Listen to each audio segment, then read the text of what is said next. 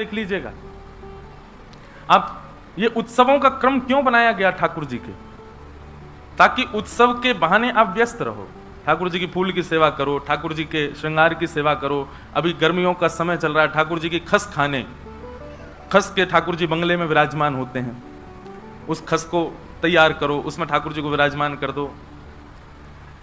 अपने कर्म में भी यदि लगे रहते हैं, जी व्यापार हो या कोई भी हमारा जो भी हम काम करते हैं उसमें भी व्यस्त रहो और मन को उस कार्य में लगे लगे भी ठाकुर जी का स्मरण करते रहो। मतलब मन को एक क्षण के लिए भी ठाकुर जी से अलग मत जाने दो, क्योंकि कलयुग का भले ही प्रभाव बहुत बलवान है, पर वो बलवान कब होता है, जब वो देख लेता है कि इनका मन जो है उसमें ठाकुर जी अभी इस वक्त नहीं है, उसी समय कलयुग आक्रमण करता है।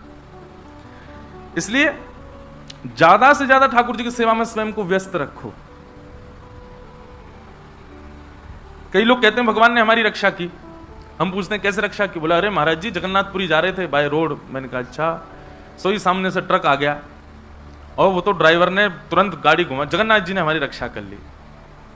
केदारनाथ गए थे, हेलीकॉप्टर का इंजन फेल हो गया लेकिन उतर गए, केदारनाथ भगवान ने रक्षा कर ली। ये रक्षा नहीं है, ये ठाकुर जी की रक्षा नहीं है। आपका समय बचा है इसलिए आप बच गए। कई बार ऐसा भी होता है कि एक ही बस का दुर्घटनाग्रस्त हो जाती है, तो जिनका समय आ गया होता है वो चले जाते हैं, कई लोग उनमें भी बचे जाते हैं। तो इसका मतलब क्या है, ठाकुर जी को कैसे पता पीछे सीट वाले को ही बचाना है, मुझे आगे वाले को नहीं बचाना है। और कई बार आगे वाला जहां टक्कर वो बच गया, पीछे वाला बेचारा पधार गया।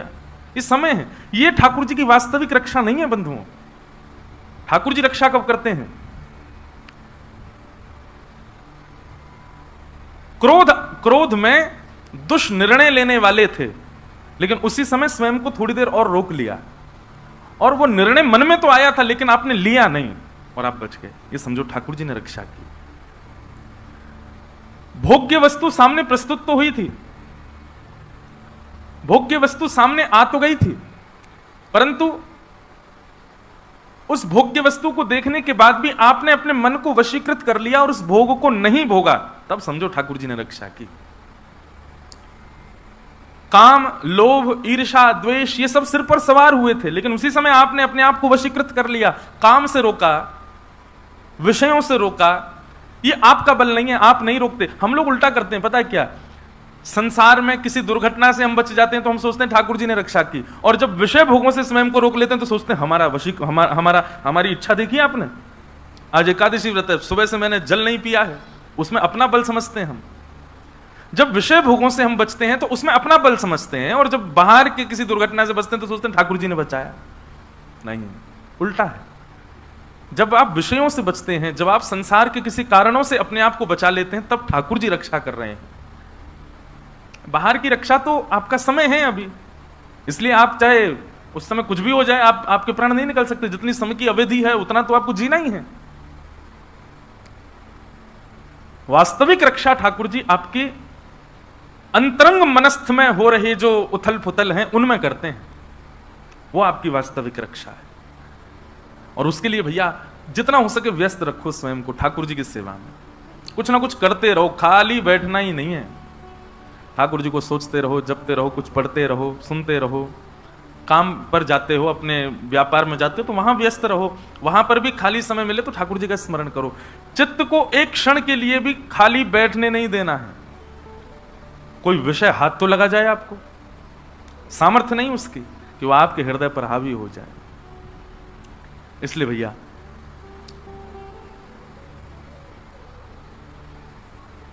जिस देश में, जिस वेश में, परवेश में रहो, राधा रमण, राधा रमण, राधा रमण कहो। जिस काम में, जिस धाम में, जिस नाम में रहो, राधा रमण, राधा रमण, राधा रमण कहो। जिस रंग में, जिस ढंग में, जिस संग में रहो। क्या कहो? राधा रमण राधा रमण राधा रमण कहो। हर स्थिति में अपने आप को खाली मत बैठने दीजिए। बस ये सूत्र आप अपने जीवन में अपना लीजिए। इस कथा से यही सीख लीजिए कि जिस दिन ये कथा विश्राम होगी 9 तारीख को, 10 तारीख से आपका एक नियम बन जाना चाहिए। क्या? एक क्षण भी आप स्वयं को खाली नहीं रखेंगे। इससे कितने लाभ होंगे? खाली बैठे व्यक्ति के चित्त में जब दूषित विचार आ सकते हैं तो काम, क्रोध, लोभ, मोह, ईर्ष्या, द्वेष नहीं आएंगे? सब आएंगे।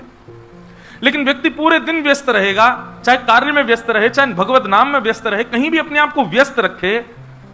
जब इतनी व्यस्तता हो जाएगी तो मन भी थक जाएगा, और जब थक जाएगा मन तो फिर उसमें कोई विषय आने की संभावना ही नहीं है। थका थका आ रहा मन तो सो जाता है, फिर निद्रा में चला जाएगा। कोई विषय स्वप्न में भी नहीं आ सकता आपके। एक बार एक व्यक्ति ने मुझसे प्रश्न किया था, बोले दिन भर तो हम मन को बचा लेते हैं, लेकिन रात में स्वप्न में तो मन हमारे वश में नहीं होता। उस समय विकार मन में आते हैं, उनसे कैसे बचा जाए? उसका यही है कि मन रात में विकार भी तब सोचता है जब मन को सुबह अवकाश दिया गया होगा। पूरे दिन मन को यदि थका दिया गया होगा तो रात्रि में आपको स्वप्न आ ही नहीं सकता। और श्रीमद् भागवत में गजेंद्र मोक्ष की कथा बताई गई। वहां पर भगवान स्पष्ट भागवत में लिखा है कि गजेंद्र मोक्ष का पाठ करने वाले व्यक्ति को दुस्वप्न नाश, उसको कभी दुष्स्वप्न नहीं हो सकता। हम लोग दुस्वप्न के रूप में केवल और केवल भयभीत स्वप्नों को लेते हैं, पर एक बार को भूत प्रेत दिखना स्वप्न में इतना बुरा नहीं होता, पर उस स्वप्न में विषय भोग विलास की भावना देखना यह सबसे भयभीत है। गजेंद्र मोक्ष का नित्य स्तोत्र पाठ करने वाले व्यक्ति को कभी दुस्वप्न नहीं आ सकता। सब बातों की एक बात, खाली मत रखो, अपने आप को खाली मत रहने दो। कुछ ना कुछ सोचते रहो, पढ़ते रहो, देखते रहो, विचार करते रहो, कहीं ना कहीं लगे रहो। खाली जहां बैठे नहीं कि आक्रमण आपके ऊपर हो जाएगा। कल हम लोग सब भागवत जी के प्रथम स्कंद की चर्चा कर रहे थे, और उस प्रथम स्कंद में श्री सूत जी महाराज सौनकादि ऋषियों को उत्तर देते हुए कथा कहना प्रारंभ करते हैं। और सबसे पहली बात कहते हैं कि सवै पुंसाम परो धर्मो यतो भक्ते अदोक्षजे अहैतुक्य प्रतिहता ययात्मा संप्रसीदति। सवै पुंसाम परो धर्मो, हम सभी प्राणी मात्र का परम धर्म क्या है? प्राणियों का परम धर्म कुछ भी हो, पर यहां प्राणी शब्द से मुझे और आपको संकेत किया जा रहा है। मतलब वैष्णव भक्तों का परम धर्म क्या है? अहैतुक्य प्रतिहता ययात्मा संप्रसीदति। ठाकुर जी के प्रति अहैतुकी भक्ति होना। अहैतुकी भक्ति मतलब न विच्छिन्न होने वाली भक्ति, न नष्ट होने वाली भक्ति, न डगमगाने वाली भक्ति। ऐसी भक्ति ठाकुर जी के प्रति होना, यह हमारा परम धर्म है। क्षमा कीजिएगा, एक बार भी यदि कृष्णाश्रित हो गए हैं तो आपका कर्तव्य बनता है कि प्रत्येक दिन आपकी भक्ति में उत्थान हो। जैसी प्रारंभ में है वैसे ही मध्य में रहे, ऐसा नहीं। हर दिन उसमें बढ़ोतरी होनी चाहिए, हर दिन उसमें एक तीव्रता आनी चाहिए। तीव्रेण भक्ति योगेन।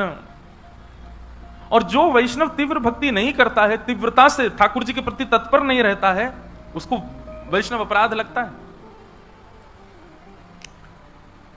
आनंदाम बुद्धि वर्धनम प्रतिपदम, हर दिन भक्ति का वर्धन होना चाहिए चित्त में।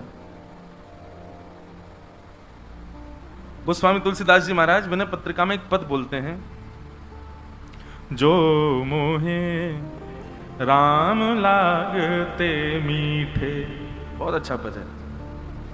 जो मोहे राम लागते मीठे, जो मोहे राम लागते मीठे। गाओ। जो मोहे राम लागते मीठे, जो मोहे राम लागते मीठे, जो मोहे राम लागते मीठे। हाँ, जो मोहे राम लागते मीठे, जो मोहे राम लागते मीठे, जो मोहे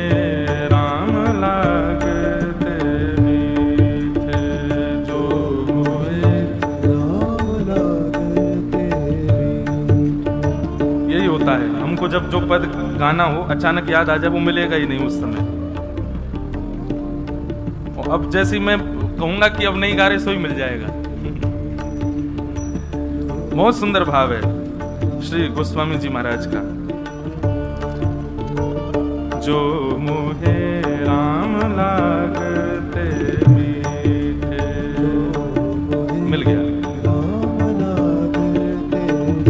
तो नव रस षठ रस अनरस में, तो नव रस षठ रस अनरस वे जाते सब सीठे, वे जाते सब सीठे।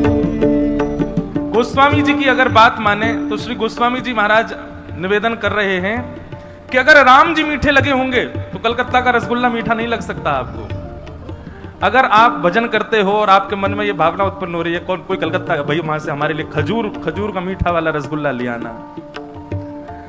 माँ ने यदि पूछा कि आज भोजन में क्या बनाए और आपने यदि बता दिया आज मैया वो बनाओ का दम आलू बनाओ, और दम आलू के साथ में छेना फाड़ के संदेश बना, तो अभी राम जी मीठे लगे नहीं है। क्योंकि गोस्वामी जी कह रहे हैं तो नव रस षठ रस रस अनरस है जाते सब सीठे, फिर संसार में कोई रस लगता ही नहीं आपको। और महाराज राम जी यदि मीठे लग जाते ना तो उस समय कसीला नीम का पत्ता भी आपको खिला दिया जाए और रसगुल्ला खिला दिया जाए, आपके लिए समान नहीं होगा, आप दोनों को स्वीकार कर लोगे। कहने सुनने में बड़ी सरल बात लगती है लेकिन बहुत कठिन है। ठाकुर जी यदि प्रिय लग गए, राम जी यदि प्रिय लग गए तो कहां वर्णन नहीं सुनते हम लोग कि विदुरानी ठाकुर जी को छिलका खिला रही हो, ठाकुर जी प्रेम से पा रहे हैं, छिलका खिलाती जा रही है, फल दूर फेंकती जा रही हो, ठाकुर जी प्रेम से पा रहे हैं। कैसे? जब प्रेम होता है तो स्वाद बेस्वाद का पता नहीं रहता है भाई। जब नया नया ब्याह होता है ना और गृहिणी पहली बार खीर बनावे या जो भी कुछ बनावे, कितनी भी बुरी बनी हो पति अच्छा ही बताता है, बहुत अच्छा लग रहा है सुनो एक कटोरी और ले आओ तो बहुत स्वाद बनी है। दूसरे लोग पाकर के भले ही वमन करने गए हों, बोले तेरे को कैसे भारी है यार क्योंकि प्रिय लगती है वो प्रिय जो लगता है उसके द्वारा प्रस्तुत कुछ भी हो सब प्रिय लगता है हमें। गोस्वामी जी कहते हैं तो नव रस षठ रस रस अनरस, तो नव रस षठ रस रस अनरस है जाते सब सीठे, है जाते सब सीठे। जो मुहे राम लागते मीठे, जो मुहे राम लागते मीठे, जो मुहे राम लागते मीठे, जो मुहे राम लागते। तुलसीदास प्रभु सो एक ही बल, तुलसीदास प्रभु सो एक ही बल, वचन कहत अति डीठे, वचन कहत अति डीठे। हे नाम की लाज राम करुणा कर, नाम की लाज राम करुणा कर, नाम की लाज राम करुणा कर, नाम की लाज राम करुणा कर। कहीं न दिए कर चीठे, कहीं न दिए कर चीठे, कहीं न दिए कर चीठे, कहीं न दिए कर चीठे। गोस्वामी जी कह रहे हैं भैया दुनिया के जितने भी व्यंजन तुम्हारी जीव को भाते हैं, दुनिया की जितनी भी बहुवस्तु तुम्हारे हृदय को भाती है, उसका यदि अतिभोग करोगे तो निश्चित है उस व्यंजन से उस वस्तु से तुमको कोई ना कोई विषय भोग रोग हो जाएगा और वो रोग तुमको चिता तक ले जाएगा और पुनः उस रोग से मरे हुए हम लोग पुनर्जन्म जरूर लेंगे। अरे भैया इससे बढ़िया तो श्री राम नाम के व्यसन को लगाओ, राम नाम की वस्तु को अपनी जीव को चखा दो, उसमें आनंदित हो जाओ। क्यों? बोले इस राम नाम से वैकुंठ की प्राप्ति हो जाती है। इस राम नाम से साक्षात राघवेंद्र सरकार मिल जाते, फिर पुनः पृथ्वी पर नहीं आना पड़ता। ऐसा राम नाम रस मुझे मीठा लगे, राम लागते मीठे जो मुहे नाम लागते मीठे जो मुहे राम लागते मीठे जो मुहे राम लागते।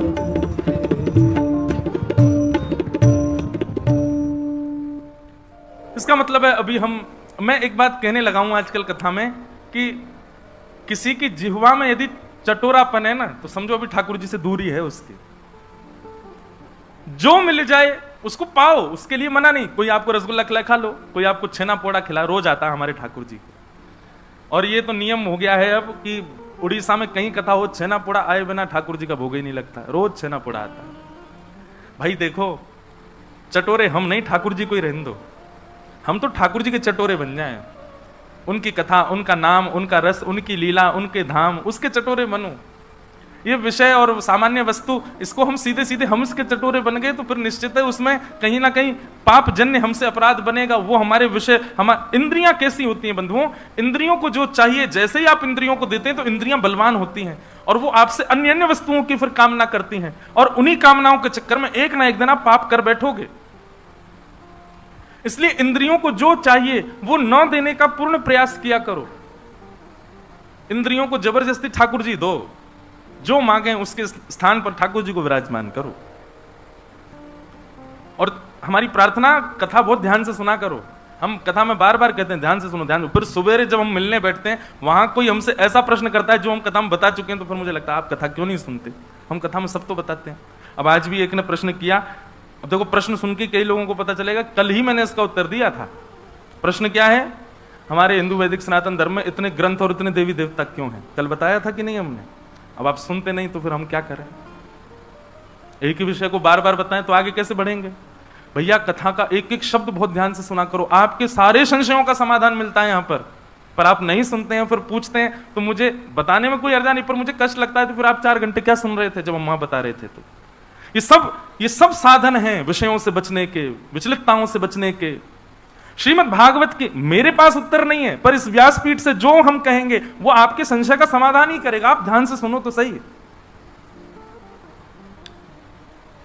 सब बातों की एक बात, अपने आप को खाली मत बैठने दो।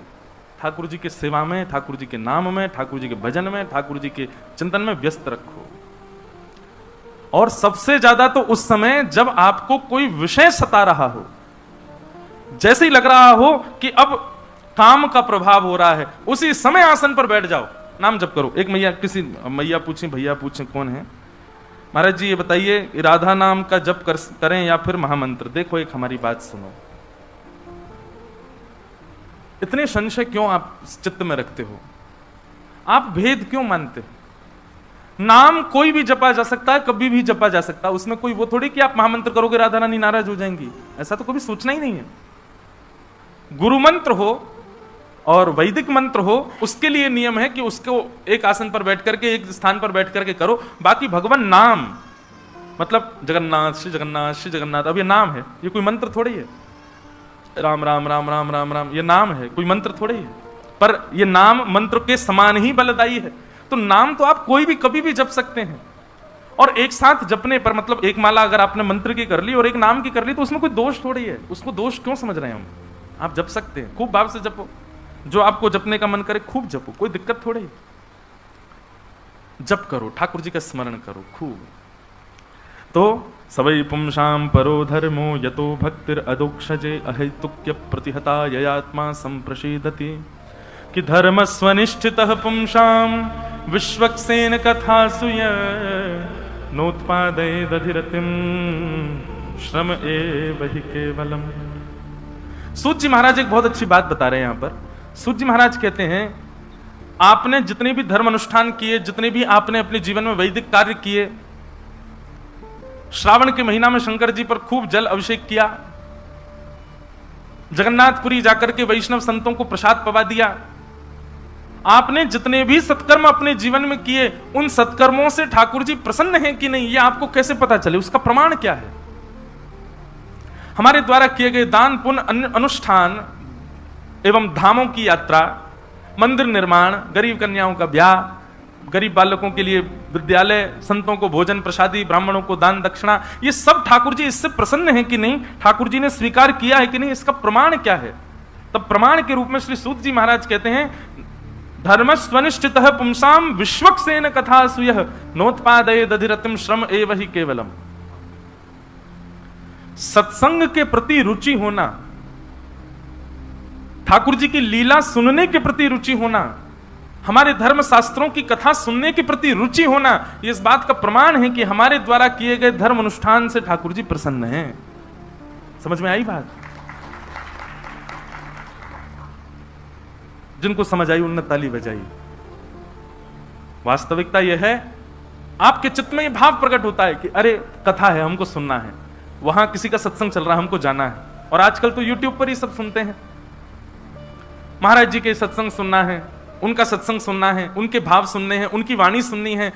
ऐसी वाणी सुनने के प्रति भाव जगना जो भगवत प्रीति कराते हो, भगवान की ओर समीप ले जाते हो, ऐसी भावना चित्त में बनी रहना कि हम कुछ सुने, हम कुछ ठाकुर जी की ओर समीप जाने के भाव सुने, ये भावना जिसके चित्त में प्रकट हो रही है, ऐसे व्यक्ति के किए गए धर्म अनुष्ठान, तीर्थ यात्रा आदि, उन सबको ठाकुर जी प्रसन्न होकर स्वीकार कर चुके हैं, इसीलिए उसके मन में भाव प्रकट हो रहा है।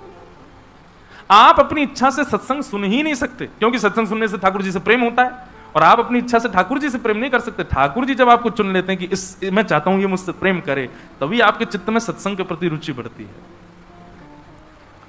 नहीं तो ऐसे अनेक लोग हैं, वो धर्म पुण्य के कार्य तो बहुत करते हैं, कथा में आती सो जाते हैं, कथा की बात होते वो अच्छा आना पड़ेगा क्या, हम आ जाएंगे, 5 मिनट बैठ के चले जाएंगे।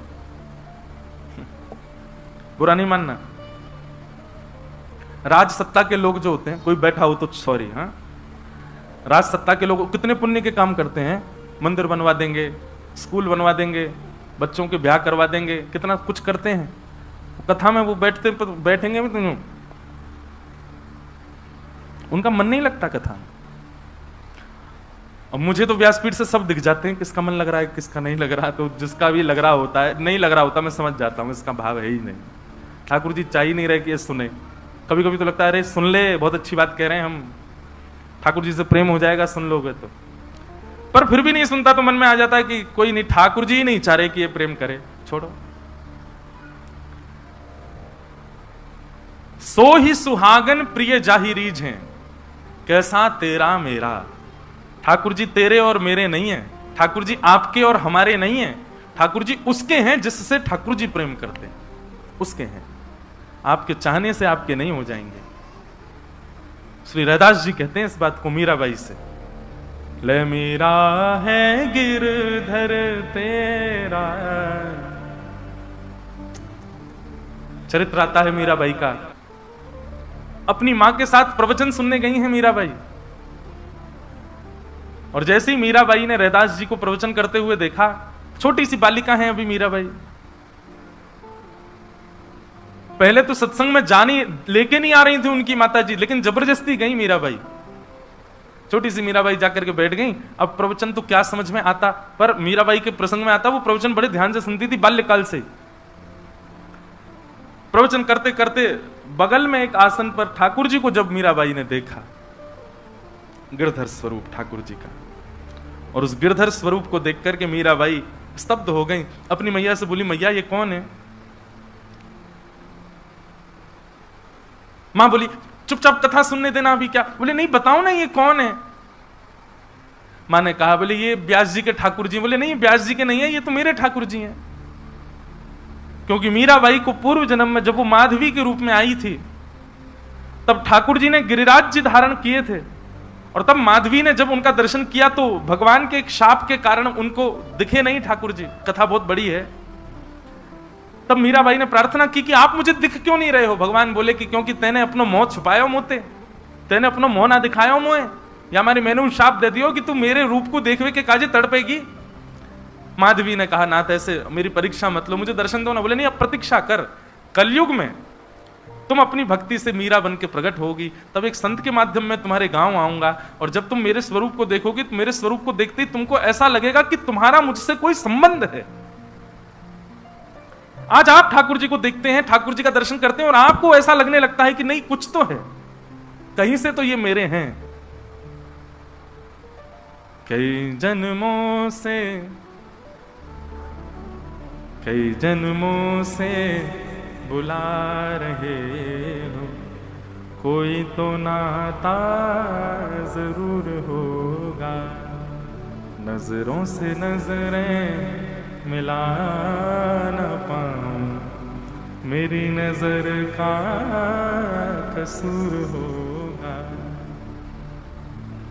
तुम ही तो मेरे माता पिता हो, तुम ही तो मेरे बंधु सखा हो, कितने रिश्ते तुम संग मेरे, कोई तो रिश्ता जरूर होगा, नजरों से नजरें मिला न पाऊं, मेरी नजर का कसूर होगा। मैं बार बार इस बात को कहता हूं कि आपका कोई तो संबंध है, आप ठाकुर जी आपसे प्रेम करते हैं तभी वो प्रिय लग रहे हैं आपको। आपको प्रिय, स्वच्छंद आपको प्रिय वो नहीं लग सकते, उनको आप प्रिय लगते हो इसीलिए आपको वो प्रिय लग रहे हैं। और जैसे ही ठाकुर जी प्रिय लगे चूकिएगा मत, उसी समय पकड़ लो ठाकुर जी को, बस हमको ये प्रिय लगे इसका मतलब हम इनके प्रिय हैं। मीराबाई ने जैसे ही देखा उसी समय पीछे पड़ गई, ये बाबा के ठाकुर जी नहीं है, ये तो मेरे ठाकुर जी हैं। रैदास जी से जाकर के जिद करने लगी मीराबाई, बोले बाबा ये ठाकुर जी तो मेरे हैं, अब किसी के ठाकुर जी मांगोगे वो कैसे दे देगा अपने ठाकुर जी। रैदास जी बोले अरे लाली कैसी बात कर रही हुई, मेरे ठाकुर जी इतने वर्षों से मैं सेवा कर रहा हूं। मीराबाई ने रैदास जी से कुछ कहा ही नहीं, ठाकुर जी के पास गई, बोले तुम ही हो, तुम ही नहीं आना चाहते मेरे पास, अरे कितनी और प्रतीक्षा कराओगे, पिछले जन्म से प्रतीक्षा कर रही हूं। मीराबाई की माता जी सुन के आश्चर्य कर रही है, ये बोल क्या रही है, ये हो क्या गया इसको। 3 दिन के लिए अन्न जल का त्याग कर दिया, भूखी प्यासी मीराबाई अनशन पर बैठी, बोले यार अब मैं नहीं आऊंगी आपको लेने के लिए, मैं नहीं आऊंगी आपको पाने के लिए, आप आओ मेरे पास, और नहीं आए तो अपने प्राण त्याग दूंगी। तब रात्रि में रैदास जी को एक दिन ठाकुर जी ने स्वप्न दिया और स्वप्न में कहा बाबा अब आपकी सेवा पूर्ण है गई है, मैं तो आपके पास या मारे आयो ताकि एक दिन आप मुकु या मीरा को प्रदान कर दो, और आज वो शुभ घड़ी आई है, अब मुझे लेके चलो, मीराबाई को दे दो। रैदास जी खूब रोए, मेरी सेवा में कोई कमी रह गई ठाकुर जी। नहीं, सेवा में कोई कमी नहीं है, पर ये तो मेरा स्वभाव है, मैं एक के पास आऊं दूसरे के पास जावे के लिए, दूसरे के पास जाऊं तीसरे के पास जावे के लिए, मेरा तो स्वभाव है, मैं तो प्रेम लेवे के काजे भक्तन के पास भ्रमण करता रहूं। श्री गोपाल भट्ट गोस्वामी जी के हृदय भाव से ठाकुर जी शालिग्राम से प्रकट हो गए, पर गोपाल भट्ट जी सेवा करते रहे। सेवा करने के पश्चात कुछ समय बाद तो ठाकुर जी को अपने शिष्यों को पधरा दिया। उसके बाद वो गुसाई परंपरा, अब ठाकुर जी एक के ही नहीं रह सकते ना, और अब तो नियम भी है कि जितने परिवार उतने दिन की सेवा फिर बढ़ती बदलती रहती है। ठाकुर जी तो संयोग वियोग में खेलते हैं। आज मेरे माथे श्री गिरधर लाल जी विराज गए, पर एक दिन मुझसे कहीं ना कहीं जाएंगे, किसी ना किसी और किसी, भले ही परिवार में ही किसी के पास जाएं, पर सेवा तो किसी और से करवाएंगे अपनी। ठाकुर जी का स्वभाव है। रैदास जी को ठाकुर जी ने कहा जाकर के मीराबाई को दे दो, और श्री रैदास जी ठाकुर जी लेकर के गए मीराबाई के पास। भूखी प्यासी 3 दिन से बिल्कुल अचेत अवस्था में पड़ी हैं, और जैसे ही श्री गिरधर लाल जी प्रस्तुत किए चेतना आ गई मीराबाई को। और तब रैदास जी कहते हैं सो ही सुहागन प्रिय जाहि रीझ हैं, कैसा तेरा मेरा। ठाकुर जी तेरे मेरे हमारे और आपके नहीं होते हैं, ठाकुर जी उसके होते हैं जिससे ठाकुर जी प्रेम करते हैं, ठाकुर जी उसी के पास जाते हैं। मैं सबको एक बात समझाता हूं, कभी भी कोई पूछे कि आपके ठाकुर जी कहां से लाए, कैसे लाए, कितने के लाए, उनको मीराबाई का उत्तर दिया करो।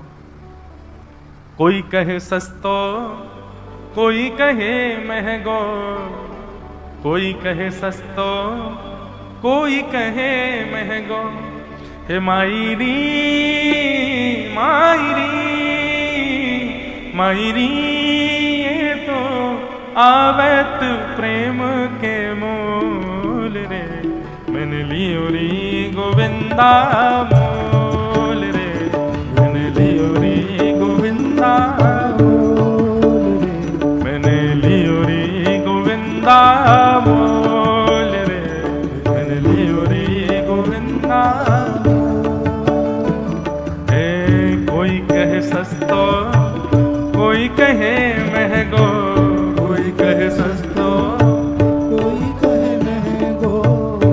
अच्छा, हमसे कोई पूछता है ना कि आप गिरधरलाल जी कितने के लाए, हम उसको पूछते हैं अच्छा आपके पुत्र है, हाँ। आपकी पत्नी है, हाँ। आपके पति हैं, बोला कितने के लाए। अरे महाराज जी ऐसे कैसे, हम कोई खरीद के तो मैं क्यों खरीद के लाऊंगा। ठाकुर जी तो प्रेम के भाव से आते हैं। ये तो आवैत प्रेम के मोल रे, ये तो आवैत ओ मैंने लियो रे गोविंदा मोल रे, मैंने लियो रे गोविंदा, मैंने लियो रे गोविंदा मोल रे।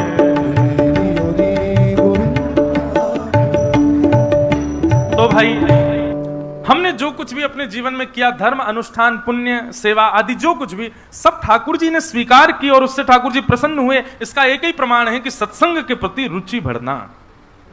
अगर आपकी सत्संग में रुचि नहीं है तो आप केवल पुण्य कमा रहे हो अपनी सेवा से, अपने भाव से। देखो पुण्य और सेवा में अंतर होता है, पुण्य में और भक्ति में अंतर होता है। कई लोग मंदिर इसलिए जाते हैं उनको पुण्य चाहिए, कई लोग सेवा इसलिए करते हैं उनको पुण्य चाहिए। पर नैष्ठिक वैष्णव जो होगा वो पुण्य की कामना से कभी ठाकुर जी की सेवा नहीं करता। पुण्य का मतलब क्या होता है, जिसके जैसे धन होता है ना वैसे ही पुण्य होता है। धन भी कमाया जाता है, पुण्य भी कमाया जाता है। धन कमा करके विषय भोग जो होते हैं उनको भोगा जाता है, ऐसे पुण्य कमा करके यश वैभव ऐश्वर्य आदि इन सबको प्राप्त किया जाता है। पुण्य से क्या मिलता है पता है, पुण्य आपने बहुत कमा लिया तो पुण्य के बदले आपको क्या मिलेगा, बहुत नाम मिलेगा, बहुत यश मिलेगा, सब अच्छा अच्छा बोलेंगे, कीर्ति मिलेगी। और यदि पुण्य प्राप्त करके आप मृत्यु को प्राप्त होगे तो पुण्य के बदले स्वर्ग मिल जाएगा। लेकिन जैसे धन खर्च होता है पुण्य भी खर्च होता है। आपने गंगा में एक डुबकी लगाई तो डुबकी लगाते ही आपको पुण्य मिल गया। आप जैसे बाहर आए हमने कि तुम बहुत अच्छे हो, अब मैंने आपकी बड़ाई करी, आपका पुण्य खत्म। आपकी प्रशंसा होते ही पुण्य खत्म हो जाता है, आपका यश होते ही पुण्य खत्म हो जाता है।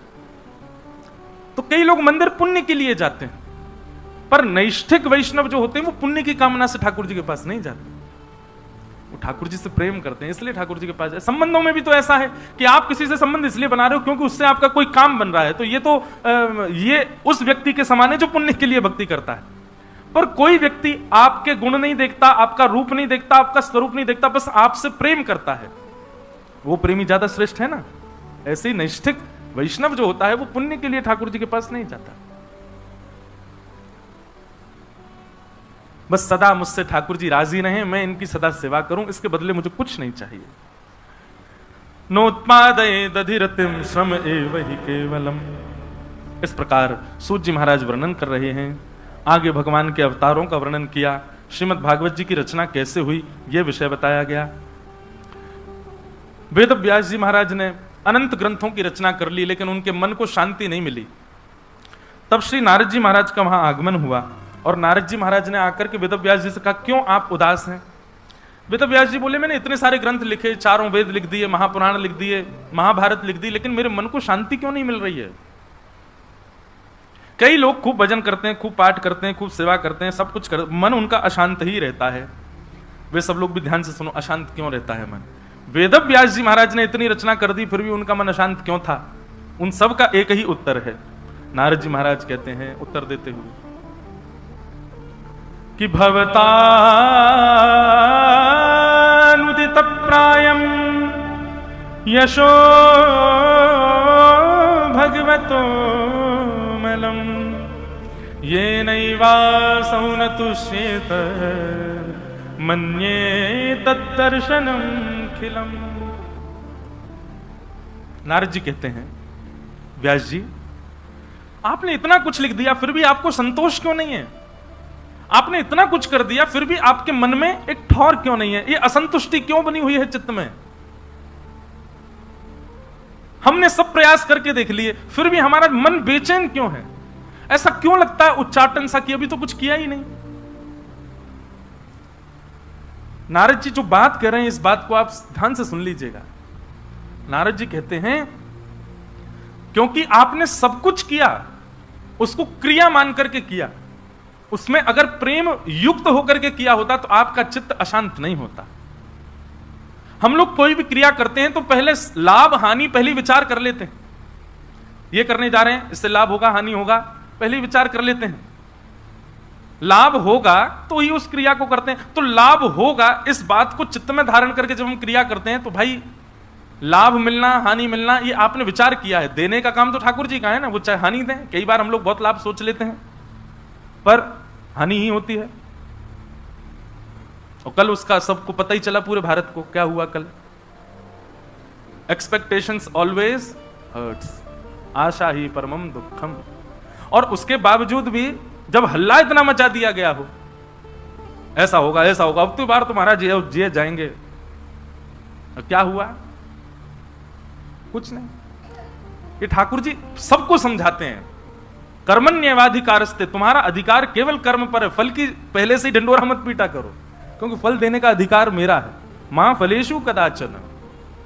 और यह बात निश्चित देखी गई है हर जगह। जब व्यक्ति फल पहले ही विचार कर लेता है तो ठाकुर जी भी कमर कस लेते हैं, जो तेने सोचा वही नहीं दूंगा। ये सब जगह होता है, लेकिन फिर भी हम लोग नहीं समझ पाते इस बात को, पहले ही सोच लेते हैं।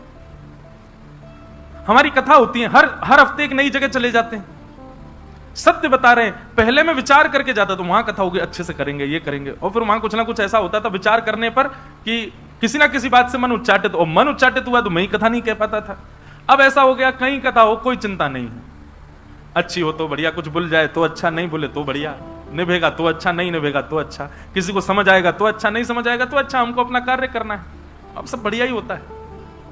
अपने आप से भी ज्यादा आशाएं मत रखो। नारद जी महाराज कह रहे हैं, और आशा से विमुक्त व्यक्ति ही प्रेम का अधिकारी हो सकता है। प्रेम में कभी आशा नहीं होती। अगर आप सोचते हैं कि प्रेम में आशा है तो वो प्यार हो सकता है, प्रेम नहीं हो सकता। प्रेम में आशा नहीं होती, प्रेम में आशा नहीं होती। नारद जी कह रहे हैं, हे वेदव्यास जी, आपने जितने भी ग्रंथों की रचना की, इन सब ग्रंथों की रचना में एक तो आपने उद्देश्य पहले ही सोच लिया था कि मानव का कल्याण करना है मुझे। उद्देश्य स्पष्ट रखो, पर कल्याण होगा कि नहीं होगा इस पर ज्यादा चिंतित मत हो। और दूसरी बात, आपके हृदय के अशांत होने का दूसरा कारण क्या है? आपने जितने भी ग्रंथ लिखे हैं उन समस्त ग्रंथों में आपने 4 बातों को प्रधानता दी है, धर्म, अर्थ, काम और मोक्ष। इनको कहते हैं चतुर्विध पुरुषार्थ। क्या कहते हैं? दुनिया में हर व्यक्ति, बहुत ध्यान से सुनिएगा, इन 4 कामों के पीछे ही भाग रहा है। कोई धर्म के पीछे भाग रहा है, कोई अर्थ धन के पीछे भाग रहा है, कोई काम यानी कि कामनाओं की पूर्ति के पीछे भाग रहा है। किसी को कुछ पहनने की कामना है, कुछ खाने की कामना, कहीं घूमने की कामना, कुछ पाने की कामना। और चौथा, कोई धर्म के पीछे भाग रहा है, कोई अर्थ के पीछे भाग रहा है, कोई कामनाओं की पूर्ति के पीछे भाग रहा है, और चौथा, कोई केवल इसलिए भाग रहा है कि मुझे मोक्ष मिले, मुझे मुक्ति चाहिए। 4 के अलावा 5वां कोई स्थान नहीं है। आप पूरी दुनिया उठा करके देख लीजिए, हर किसी व्यक्ति को आप इन 4 के अंदर ही पाओगे, किसी एक स्थान पर ही वो पड़ा है। वेदव्यास जी, आपने केवल इन 4 बातों को ही प्रधान बताया है। वेदव्यास जी बोले, इन 4 के अलावा भी कुछ प्रधान है? तब नारद जी कहते हैं, हां, पंचम पुरुषार्थ, जिसको धर्म से कोई मतलब नहीं, जिसको अर्थ से कोई मतलब नहीं, जिसकी कोई कामना, जिसको मोक्ष की भी अभिलाषा नहीं, उसके लिए पंचम पुरुषार्थ है। और पंचम पुरुषार्थ का नाम क्या है? प्रेम। प्रेमी व्यक्ति को धर्म नहीं दिखता। ठाकुर जी तोड़ देते हैं कई बार धर्म की लिखी बातों को, प्रेम के वशीभूत होकर के।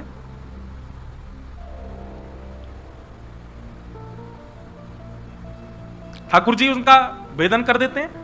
तो प्रेम जब आता है तब धर्म के आज्ञा का कई बार उल्लंघन हो जाता है। प्रेमी व्यक्ति को अर्थ की चिंता नहीं होती, उसके लिए धन प्रधान नहीं होता। और क्षमा करें, प्रेम जब शब्द मैं प्रयोग करूं तो आप इसको स्त्री पुरुष और संसार से तो बिल्कुल मत जोड़ लीजिएगा, नहीं तो अनर्थ हो जाएगा। फिर प्रेम की जब जब बात हो तब तब श्री जगन्नाथ जी को ही लीजिएगा, और कोई नहीं हो सकता। उनके प्रति जब प्रेम होगा आप धर्म का विचार नहीं करोगे, उनके प्रति प्रेम होगा आप अर्थ का विचार नहीं करोगे, उनके प्रति जब प्रेम होगा आपकी कोई कामना नहीं होगी, कोई कामना नहीं। सूरदास जी के पास नेत्र नहीं थे, ठाकुर जी प्रकट हो गए और प्रकट होकर के सूरदास जी के नेत्रों पर हाथ फेर दिए और हाथ फेर करके बोले, सूरदास अब नेत्र खोलो, हमारा दर्शन करो। सूरदास जी ने नेत्र खोल करके देखा, ठाकुर जी के रोम रोम का दर्शन किया और सर्वांगीण अंग का दर्शन करने के बाद सूरदास जी ठाकुर जी से कहते हैं भगवान एक वरदान दे दो। भगवान बोले हमने तो वरदान दे दिया। बोले आपने अपनी तरफ से दिया, मैंने तो नहीं मांगा था, मैंने तो नहीं कहा था आपसे कि मुझे नेत्र दो, आपने खुद दे दिया। भगवान बोले अच्छा तो मांगो, क्या चाहिए? बोले कि महाराज अब इन नेत्रों को मुझसे वापस ले लीजिए, ये जो आपने मुझे नेत्र दिए अब इनको मैं और नहीं रखना चाहता, मैं इन नेत्रों से अब किसी और को नहीं निहारना चाहता, अब ये नेत्र मुझसे वापस ले लीजिए नाथ। जिन नैनन में पी बसे दूजा ना ही समाए, अब इन नेत्रों में आप विराजमान हो गए, मैं अन्य किसी को कैसे देख सकता हूं?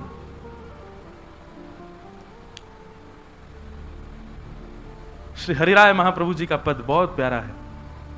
नैनन में ही राखूं पिया तोहे, नैनन में ही राखूं पिया तोहे, तुमरी एक रोम की छवि पर, तुमरी एक रोम की छवि पर, जगत वार सब लाखों,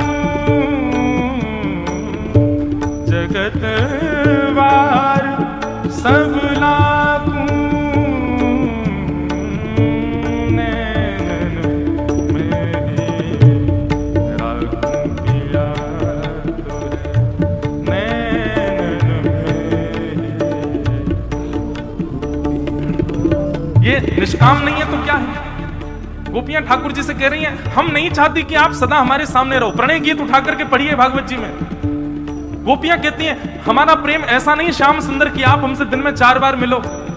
अरे आप जीवन भर हमको मत दिखना, जीवन भर हमसे मत मिलना, तो भी हम ऐसे ही रहेंगी, बस सदा हमारे चित्त में रहना। हरिराय महाप्रभु जी इस पद में लिखते हैं ठाकुर जी कितने सुंदर हैं। गोपी कह रही है नैनन में ही राखूं पिया तोहे, तुमरी एक रों की छवि पर, मतलब ठाकुर जी किसी के तो पूरे रूप पर वारी वारी जाते हैं लोग, पर आपका तो प्रत्येक रों इतना सुंदर है, कितना सुंदर कि उस रों पर सोना चांदी हीरा जवाहरात नहीं पूरे जगत को वार दूं मैं। आपका इतना सुंदर एक रों है, पूरे रूप की तो मैं क्या कहूं। तुमरी एक रों की छवि पर जगत वार, पूरे जगत की वारी वारी कर दूं। नैनन में ही राखूं पिया तोहे,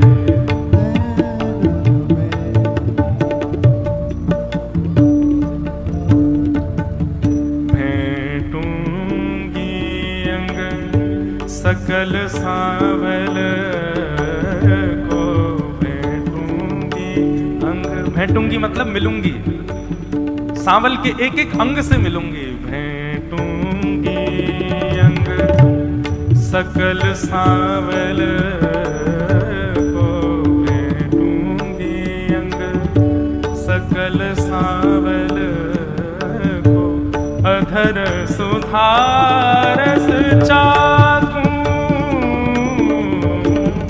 अधर सुधारस चाकूं,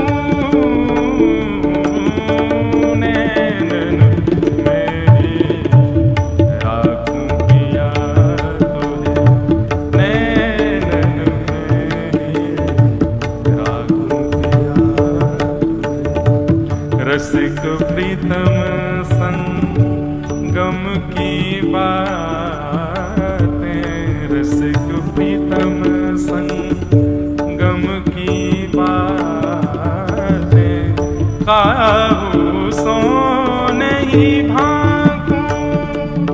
सूत्र है ठाकुर जी मेरे साथ क्या लीला करते हैं, वो मेरे साथ क्या करते हैं, ये काहू सो नहीं भाकूं। कई लोग प्रचार कर देते हैं हमें ठाकुर जी ने ऐसा किया, हमें ठाकुर जी ये कर रहे थे, स्वप्न में ऐसी क्रिया कर रहे थे, कल ऐसा ऐसा हुआ। क्यों? आपका प्रेमी आपके साथ कैसा व्यवहार कर रहा है ये सबको बताने की क्या आवश्यकता। प्रेम वही अच्छा जो गोपनीय रखा जाता हो। वो प्रेम ज्यादा टिक नहीं पाता जिसका ढिंडोरा पीट दिया जाता है। अरे भाई हमारी तिजोरी में एक हीरा रखा है 1.25 करोड़ रुपए का, अखबार में निकलवा दोगे तो चोरी नहीं हो जाएगा? छुपा करके रखो ना। घर वालों को भी नहीं पता होना चाहिए कि आपकी अलमारी में हीरा रखा है। एक बात हमें बताओ, हम लोग ताला क्यों लगाते हैं घर में? घर में हो, स्टोर रूम में हो, अलमारी में ताला क्यों लगाया जाता है? बताओ, कोई चोरी ना करे हैं? चोर को चोरी करना होगा, ताला देखेगा, तोड़ ही देगा। फिर बताओ ताला क्यों लगाया? ताला कभी भी बाहर के लोगों के लिए नहीं लगाया जाता है, अपने लोगों के लिए लगाया जाता है, कहीं अपने की बुद्धि ना बिगड़ जाए। इतने बड़े बूढ़े हो गए, आज तक सोची नहीं है बात। बाहर के व्यक्ति को जो वस्तु चाहिए वो ताला देखेगा क्या? वो तो तोड़ के सीधा लेगा उसको। कहीं अपनों का दिमाग ना खराब हो जाए, इसलिए ताला लगाया जाता है। बताओ हमारी बात में कोई कमी हो तो? इसका मतलब क्या है? अपने हृदय में ठाकुर जी के प्रेम को विराजमान करके ताला लगा करके रखो वहां पर। सबको बताने की आवश्यकता नहीं, क्योंकि बाहर वाले का दिमाग खराब हो ये जरूरी नहीं, अपने का भी हो सकता है। रसिक प्रीतम संगम की बातें, रसिक प्रीतम संगम की बातें, काहू सो नहीं भागूं, काहू सो नहीं भागूं, नैन में राखूं पिया तुझे, नैन में राखूं पिया तुझे, नैन में राखूं पिया तुझे, नैन में राखूं पिया तुझे। तो प्रेमी की कोई कामना भी नहीं होती है। धर्म, अर्थ, काम और मोक्ष, मोक्ष की तो बिल्कुल ही कामना नहीं होती प्रेमी की। 4 प्रकार की मुक्ति होती है। कितनी प्रकार की? कौन कौन सी मुक्ति होती है? ध्यान से सुनो। सालोक्य मुक्ति सबसे पहली मुक्ति, सृष्टि दूसरी मुक्ति, सामिप्य तीसरी मुक्ति, सारूप्य चौथी मुक्ति और एकत्वम पांचवी मुक्ति। बहुत ध्यान से सुनिएगा सब लोग। ठाकुर जी 5 प्रकार की मुक्ति प्रदान करते हैं। सबसे पहली मुक्ति का नाम है सालोक्य मुक्ति। सालोक्य मुक्ति का मतलब क्या होता है? ठाकुर जी का लोक मिल जाएगा। आप श्री ठाकुर जी का भजन करोगे, वृंदावन बिहारी चंद का भजन करोगे, तो मैं तो ऐसा कहता हूं कि वृंदावन को भजने वाला तो वृंदावन में ही आ जाता है, वो कहीं और नहीं जाता। पर मान लीजिए कि आपके भजन से आप किसी लोक में गए। राम जी का भजन करोगे तो साकेत धाम मिलेगा, गोपाल जी का भजन करोगे तो गोलोक धाम मिलेगा, शंख चक्र गदा पद्मधारी नारायण भगवान का भजन करोगे तो वैकुंठ मिलेगा, शंकर जी का भजन करोगे तो शिवलोक मिलेगा, ब्रह्मा जी को पूजोगे तो ब्रह्मलोक मिलेगा। ऐसे ही इसको क्या कहते हैं? सालोक्य मुक्ति। कौन सी मुक्ति? भगवान का लोक मिल जाता है, मतलब उस नगर, उस स्थान पर आप चले जाओगे जिस स्थान पर ठाकुर जी साक्षात रहते हैं। मिलेंगे नहीं मिलेंगे ये आपके लक के ऊपर डिपेंड करता है। बंबई में बड़े बड़े फिल्म सितारे रहते हैं, कई लोग जाके इसी बात से खुश हैं कि हम उस नगरी में कि जहां हमारा प्रिय सितारा रहता है। मिले ना मिले बात अलग है। सालोक, इसको कहते हैं सालोक की मुक्ति। आपको लोक मिल जाएगा, ठाकुर जी मिले ना मिले ये आपके लक के ऊपर डिपेंड करता है। इस सालोक की मुक्ति। दूसरा, सालोक की मुक्ति जिनको मिलती है वो 24 घंटा इसी में दलालों से मिलते रहते हैं वैकुंठ में। भगवान कैसे मिलेंगे, कहां मिलेंगे, कहां देखेंगे। वो वैकुंठ में यही ढूंढते रहते हैं भगवान की लीला। बोले अभी अभी मुझे खबर मिली है सूत्रों से, आज रात्रि भगवान वहां जाने वाले। बेचारा पहले से जाके वहां बैठ जाएगा, ठाकुर जी मिलेंगे। बहुत प्रयास करता है, तब जाकर के उसको कहीं ठाकुर जी दिख जाते हैं दूर से, वो घूम रहे। ये सालोक की मुक्ति। पर ये भी कोई कम है, हम उस नगर में रह रहे हैं कि जहां ठाकुर जी हैं, दिख गए। दूसरी मुक्ति का नाम है शाष्टी मुक्ति। शाष्टी मुक्ति का मतलब क्या है? वैकुंठ की प्राप्ति हो जाएगी, उस लोक की प्राप्ति हो जाएगी जिस लोक पर आप जाना चाहते हैं, और वहां उस लोक में जाकर के ठाकुर जी की कोई सेवा आपको मिल जाएगी। ठाकुर जी के वस्त्र संभालने की सेवा आपको मिल जाएगी, ठाकुर जी की भोग प्रसादी उठाने धरने की सेवा मिल जाएगी, भोग बनाने की सेवा मिल जाएगी, ठाकुर जी की पादुका तैयार करने की सेवा मिल जाएगी। सेवा करो, उसमें भी तुम्हारा लक है कि ठाकुर जी कभी मिल जाए। भोग लगा करके तैयार करके लेके जाओगे, सोई द्वार पर लक्ष्मी जी कहेंगे लाओ हमको दे दो, हम ले जाएंगे। नहीं, हमको भी जान दो भीतर तक, लगे रहो अभी सेवा में, कभी ठाकुर जी अनुग्रह करें तो दिख जाएंगे। तो ये कौन सी मुक्ति है? साष्टी। तीसरी मुक्ति आती है सामीप्य मुक्ति। सामीप्य मुक्ति में क्या होता है? ठाकुर जी के आसपास रहने वाले परकोटे में किसी एक कोटे में आपको नौकरी मिल जाएगी, सेवा मिल जाएगी ठाकुर जी के पास रहने की।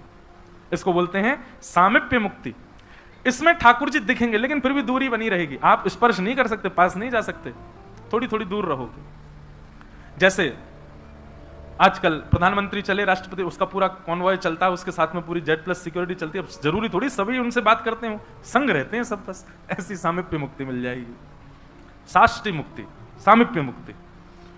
और सामीप्य मुक्ति के बाद में फिर अगली चौथी मुक्ति का नाम है सारूप्य मुक्ति। सारूप्य मुक्ति का मतलब क्या होता है?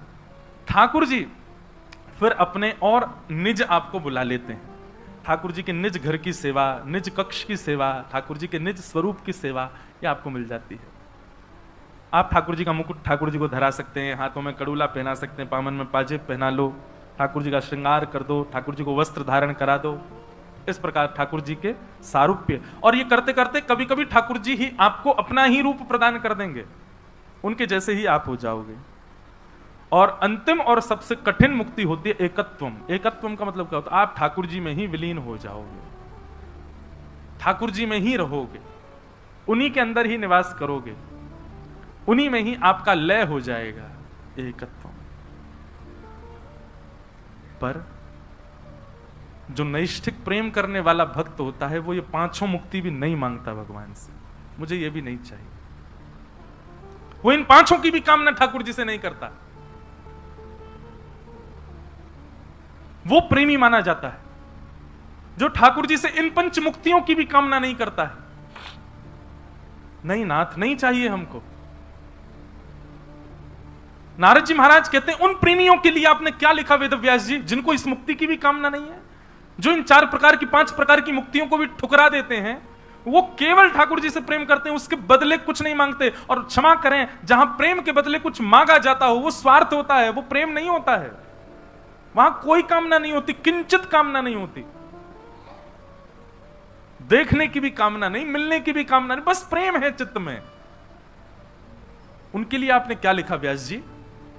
इसीलिए आपका मन अशांत है, क्योंकि आप प्रेम से भगे हुए, प्रेम से भटक रहे हो, आप धर्म अर्थ काम मोक्ष को प्रधानता दे रहे हो, इसलिए आपका मन अशांत है। इसीलिए हम आप सब में भी जो अशांत है, सब क्रियाएं करने के बाद भी निश्चित याद रखे वो प्रेम से विचलित व्यक्ति है, इसलिए अशांत है। हे नारद जी, आपके मन की अशांति का कारण पंचम पुरुषार्थ प्रेम को स्थान न देना इसलिए है। तब वेदव्यास जी महाराज बोले, भगवान इसके लिए मुझे क्या करना पड़ेगा? बोले इसके लिए आप एक ऐसा ग्रंथ लिखो जिसमें भगवान के प्रभाव नहीं स्वभाव का वर्णन करो, जिसमें भगवान ईश्वर हैं, जिसमें भगवान परम सत्ता हैं, जिसमें भगवान भगवान है, ऐसा मत दिखाओ। ऐसा दिखाओ ठाकुर जी को जो वो वास्तविक हैं। वो गोपियों के साथ रास विहार भी कर रहे हैं, वो ग्वाल वालों के संग क्रीड़ा भी कर रहे हैं, वो मधुमंगल के मुंह पे लगी हुई कड़ी भी चाट रहे हैं। एक गोपी यशोदा मैया के पास आई, बोले मैया मेरे घर में आज पूजा है नहीं है, मुझको गोबर दे दो। मैया बोली ले जा गोबर। जैसे गोबर ले जाने लगी, ठाकुर जी बोले मैया तेने मुफ्त में दे दियो गोबर, बात पैसा तो ले ले गोपी ते। मैया बोली लाला 9 लाख गैया हमारे यहाँ। कितनी गैया? 9 लाख। गोबर के पहाड़ हैं नंद भवन के बाहर, तू कहां करेगो या गोबर को? गोबर को कोई मोल होवे, ले जान दे। बोले अरे मैया तू तो बड़ी भोरी है, तू ना मानेगी, मैं जाऊंगा के पास। सोई गए ठाकुर जी दौड़े तो, अरे गोपी क्या कर रही है? बोले गोबर ले जा रही हूँ लाला। बोले ऐसे ना ले जान दूंगो, पहले या को दाम बता कह देगी। गोपी बोली गोबर को कौन दाम लेवे लाला? बोले मैं लूंगो, चारों हमने खवायो, गैया हमारी, गौशाला हमारी, और गोबर ले जाएगी तू? हमारे घर में रहेगो, हम चाहे हमें सोमे, हम चाहे हमें रोमे, हम चाहे यही में पड़े रहे, कच्चू करें, हमारा गोबर है, हमारी गैया को तू ना लेके जाएगी तो मोल दे के जा। व्यास जी आपने ये बात कहीं लिखी? आपने ठाकुर जी के स्वरूप का कहीं वर्णन किया? जगत नियंता जगदाधार त्रिलोकी नाथ गोबर के पीछे गोपी को पकड़ के बैठे, बोले या को पैसा दे मुझे।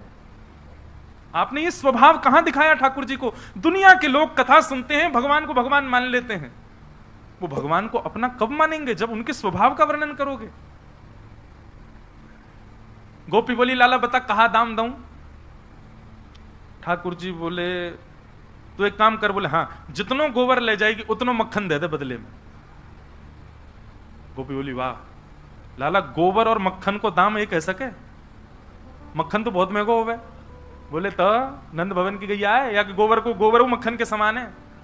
जब तो लगता हो कि कहीं मक्खन की आवश्यकता, हमारे घर के गोबर ही धर दियो, मक्खन के समान काम है जाएगा। गोपी बोली अच्छा लाला ठीक है दे दूंगी मक्खन, ले जान दे अब मोए। ठाकुर जी बोले हम पे गिनती तो आवे ना है, हम गिनती कैसे करेंगे तू कितनी गोबर ले गई? तो गोपी भी प्रेम तो करती ठाकुर जी से। गोपी बोली अच्छा लाला एक काम करें। बोले कहा मैं जितना गोबर ले जाऊंगी, जैसे जैसे एक वहां में भर के लेके जाऊंगी परात में, तो एक परात गोबर ले जावे पे तेरे मुंह पे एक गोबर की बिंदी बनाई दूंगी, पर अंत में उन सबरी बिंदी ने गिन लेंगे, उतना मक्खन दे जाऊंगी। ठाकुर जी बोले हाँ जे बढ़िया है, ऐसे ही कर। अब तो गोपी ले जावे और परात में गोबर भरे और गोबर ऊपर धर के वहां में से एक नेक से गोबर निकाले, बाकी बिंदी बनावे और लाला के मोढ़े पे लगा दे। ठाकुर जी पे गिनती तो आती ही नहीं है। बोले अंत में यशोदा मैया तो गिनवा लूंगा कितनी बिंदी है, यहां बिंदी यहां बिंदी यहां बिंदी, बार बार। अब गोपी का गोबर का काम हो चुका है, लेकिन फिर भी आ रही है कि ठाकुर जी को बिंदी लगाऊंगी। सब प्रेम करते हैं ठाकुर जी से, और ठाकुर जी प्रतीक्षा कर रहे हैं, ठेकेदार की तरह खड़े हैं। हम आजा ले जा, अरे देख ज्यादा ले जा रही है, पहले तो ज्यादा है वो, कम करिए अब लेके जा। ठाकुर जी की बिंदी लगा दी। अब ठाकुर जी बिंदी में ऐसे ऐसे गिन रहे हैं कितनी है गई होंगी, ओहो यहां तक भर गई है, यहां भरवा लूंगो, खूब सारो आवेगो मक्खन। गोपी प्रेम में उन्मुक्त हो गई है ठाकुर जी के। अब की बार गोपी आई, जैसे ही गोबर उठाया, ठाकुर जी मुंह करे हाँ बिंदी यहां लगा दे बिंदी। जैसे ही गोपी बिंदी लगाने लगी, तो गोपी ने कहा कि वह ने देखी ठाकुर जी कितने संभाल के अपनी बिंदी ने रख रहे हैं, कहीं एक को गिर नहीं जाए। तो गोपी ने कहा कि अपनी परात टेढ़ी कर दी, पूरा गोबर ही मुंह पे डाल दियो ठाकुर जी के। सबरी बिंदी चली गई ठाकुर जी की। अब तो ठाकुर जी रोने लगे, रोते रोते यशोदा मैया के पास गए, चीखने लगे, चिल्लाने लगे, बोले मैया तेरी ब्रज की गोपी बड़ी दुष्ट है। मैया बोली कहा है गो? बोले मैया पहले तू मेरा मुंह साफ कर, पूरे मुंह पे गोबर डाल दियो मेरे। मैया लगी मुंह, ठाकुर जी आराम से साफ कर, बिंदी नहीं चली जाए। अरे गिनती करनी हो तो मक्खन लेके आना गोपी के यहां थे। वेद व्यास जी के नेत्र सजल हो गए। नारद जी बोले ये परम ब्रह्म है, ये जगत नियंता जगदाधार हैं, जिनकी भौहें टेढ़ी होने पर प्रलय हो जाता है, जिनके मुस्कुराने पर सृष्टि बन जाती है, ये उनकी लीला है। कहां लिखी आपने? आपने तो सब जगह केवल ये दिखा दिया कि वो परम ब्रह्म है, वो परमात्मा है, वो भगवान है, उनसे भय खाओ, उनसे डरो, उनसे दूर रहो। ओहो सुबह दिया नहीं जलाया, ठाकुर जी तो नाराज हो जाएंगे, आपने भोग नहीं लगाया, ठाकुर जी तो ये सब आपने लिख दिया।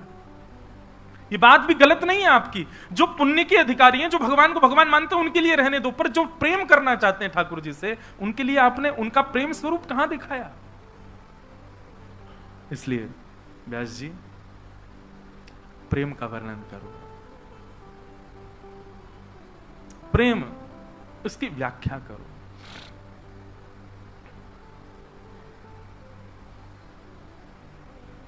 वेद व्यास जी महाराज नारद जी से कहने लगे इस प्रेम की व्याख्या के लिए मुझे क्या करना पड़ेगा? तब नारद जी ने वर्णन किया, समाधिना नुस्मर तद विचेष्टितम। समाधि लगाओ, और समाधि लगा करके ठाकुर जी के प्रिय भक्तों का स्मरण करो। उनके भक्तन के स्मरण से ठाकुर जी की प्रेम लक्षणा भक्ति अपने आप आपके चित्त में आ जाएगी और आप उसका वर्णन कर दोगे। बस प्रेम लक्षणा रूप का वर्णन करने से पहले व्यक्ति के चित्त के विकार नष्ट हो, उन कथाओं का वर्णन जरूर कीजिएगा। इसलिए 3 दिन तक यहां ध्रुव की कथा, प्रहलाद की कथा और ये सब ज्ञान के विषय इसलिए सुनाए जाते हैं ताकि कोई विकार यदि चित्त में रहा हो तो वो नष्ट हो जाए, ताकि 3 दिन में सब नष्ट हो जाए, तो चौथे दिन हम कृष्ण जन्म में प्रवेश कर सके, प्रेमी बन जाएं। सतगुण रजोगुण तमोगुण तीनों से हम मुक्त हो जाएं, तो सत रज तम तीनों जब नष्ट होंगे तो निर्गुण हो जाएंगे, और जब निर्गुण हो जाएंगे तभी प्रेम आएगा चित्त में, तब नंद घर आनंद भयो जय कन्हैया लाल की, तब ऐसे कथा प्रारंभ होगी। आज 3रा दिन है, कल से नंदोत्सव प्रारंभ होगा। तो कल तक हमको निर्गुणी बनना है। अगर हम निर्गुणी नहीं बने, अभी भी रज तम और सात्विक हृदय में भाव रहा, तो कृष्ण जन्म तो होगा राहुल केला में, लेकिन आप प्रवेश नहीं कर पाओगे उस भाव में। नारद जी महाराज ने आज्ञा कर दी। वेद व्यास जी महाराज ने भगवान का स्मरण किया, और स्मरण करने के पश्चात दिव्य भागवत की रचना की है। बोलो भागवत महापुराण की। तो श्रीमद् भागवत जी का उद्गम कहां से हुआ बताओ? भागवत जी का उद्गम स्थान क्या है? प्रेम। भागवत जी का प्रादुर्भाव प्रेम से हुआ है, इसलिए यहां अन्य कोई कामना रखना ही मत, केवल आप प्रेम की ही कामना रखना।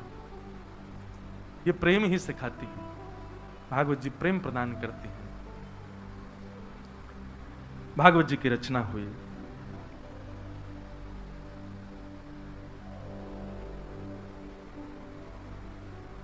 एक भाव में गाया करता हूं। प्रेम नगर मत जा मुसाफिर, प्रेम नगर मत जा। हमारा वृंदावन प्रेम नगर है। वहां जाने से पहले 100 बार सोचिएगा, कहीं यदि वहां के प्रेमी ठाकुर जी ने आपको पकड़ लिया तो फिर किसी अन्य के रह नहीं पाओगे। प्रेम नगर की सुंदर है परियां, प्रेम नगर की सुंदर है परियां, लाखों लोग लुभा मुसाफिर, प्रेम नगर मत जा। और एक प्रकार से बंधुओं, ये कथा जब प्रारंभ हो जाती है ना, तो ये सभागृह नहीं रहता, ये हॉल नहीं होता, ये पंडाल नहीं होता, ये भी एक प्रेम नगर है। यहां भी जाने से पहले 100 बार सोचना। कहीं यदि किसी को कथा ने पकड़ लिया और कथा उसके चित्त में बैठ गई तो फिर वो और किसी लायक रह नहीं पाएगा, वो कथा में ही रहेगा, फिर कथा ही जीवन बन जाएगा उसका। प्रेम नगर का पंथ कठिन है, प्रेम नगर का पंथ कठिन है, या पे ना चल पा मुसाफिर, प्रेम नगर मत जा। प्रेम के मार्ग पर चलना बहुत कठिन है। ये भक्ति पथ, ये प्रेम पथ ही तो है। इस पथ पर चलना दिखता बहुत आसान है, पर है बहुत कठिन, बहुत कठिन। प्रेम नगर की गहरी है नदियां, प्रेम नगर की गहरी है नदियां, लाखों लोग डुबा मुसाफिर, प्रेम नगर मत जा। गहरी गहरी नदियां हैं प्रेम नगर की, और नदी का है प्रेम सरोवर है ये तो। कोई इसका अता पता नहीं कितनी फीट गहरा है। उद्धव जी महाराज ठाकुर जी से कह के गए थे, शाम तक आ जाऊंगा, वृंदावन जा रहा हूं, सब ब्रजवासियों को समझावे। 6 महीना में लौट के आए। ठाकुर जी बोले, उद्धव तू तो शाम तक आने वाला था। ऊधो सूधो है चलो, सुन गोपिन के बोल, ज्ञान बजाई डुमडुमी, प्रेम बजायो ढोल। प्रेम को ऐसा ढोल बजाओ महाराज। उद्धव जी महाराज ऊधे सूधे है गए। हमारे यहां ब्रज भाषा में उल्टा को बोलते हैं ऊधो। क्या बोलते हैं? जैसे कोई सामान रखा होगा तो ब्रजभाषा में बोल रहा हूं, उसको उल्टा कर दो तो कहेंगे या ऊधो कर दे, या ऊधो कर दे। उनका तो नाम था उद्धव, लेकिन ब्रजवासियों को जैसे सुनाई दिया उद्धव तो सब अरे ऊधो है भैया, उल्टो है या सीधो करो। ठाकुर जी ने ऊधो भेज दियो या सीधो करके भेजो। सब ब्रजवासी ने ऐसा प्रेम सुनाया, ऐसा प्रेम सुनाया कि उद्धव जी महाराज शाम तक का कह के गए थे ठाकुर जी को, शाम तक आ जाऊंगा। 6 महीना में गए लौट के। प्रेम नगर की सकरी है गलियां, प्रेम नगर की सकरी है गलियां, तामें दो ना समा मुसाफिर, प्रेम नगर मत जा। 2 नहीं आते, प्रेम में तो एक ही आता है। और वो एक भी पतो कैसो हमारो टेढ़ो मेढ़ो है। 2 पाम यूं कर रखे हैं, कमर यूं कर रखी है, मुख ऐसे झुका रखो है, मुकुट भी ऐसा टेढ़ो कर रखो है। मतलब ठाकुर जी टेढ़े मेढ़े क्यों खड़े हैं? बोले मैं जा जगह बैठ जाऊंगा वहां कोई और बैठ ही नहीं पाएगा, पूरी जगह मैं घेर के बैठूंगा। या हमारे टेढ़े मेढ़े ठाकुर, सीधे ना है हमारे ठाकुर जी, बांके बिहारी, टेढ़े बिहारी। हो टेढ़ी टेढ़ी रे लाला तेरी, टेढ़ी रे शाम तेरी, तिरछी नजरिया शाम, हाँ टेढ़ी टेढ़ी रे लाला तेरी, गाएगो बाकू बगल वाले की सौगंध है अपने। गाओ सब रे। टेढ़ी टेढ़ी रे लाला तेरी, टेढ़ी रे शाम तेरी, तिरछी नजरिया शाम, तिरछी नजरिया।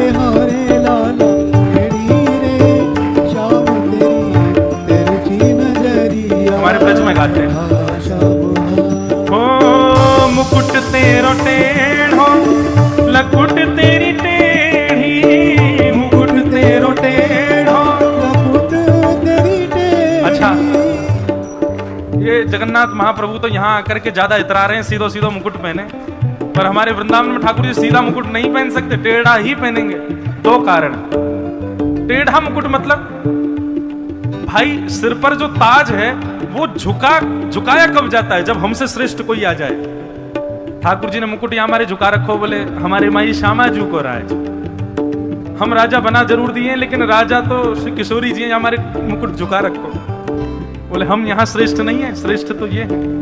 और हमारे राधा वल्लभी परंपरा में तो मुकुट भी वहीं को झुका रखा है जहां श्री जी खड़ी हैं। मानो उन्हीं की तरफ इशारा कर रहे हो, ठाकुर जी मोए राजा मत मानियो, दारी के पिटोगे, यही है रानी, यही है राजा यहाँ की। तो वृंदावन के राजा दो, श्याम राधिका रानी।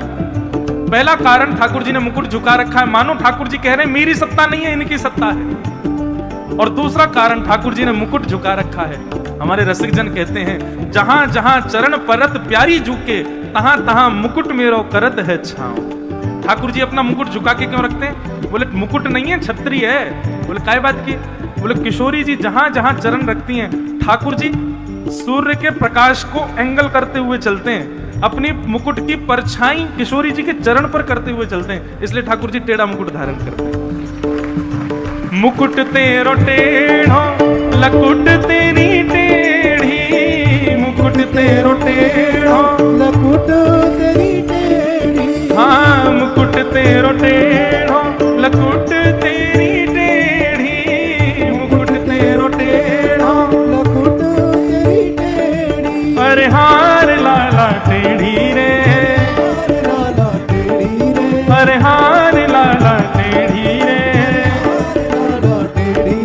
अरे हार लाला टेढ़ी रे, श्याम तेरी मुख की मुरलिया श्याम, तेरी टेढ़ी रे, अरे लाला टेढ़ी रे, श्याम तेरी तिरछी नजरिया श्याम, तेरी टेढ़ी रे, अरे लाला टेढ़ी रे, श्याम तेरी तिरछी नजरिया श्याम।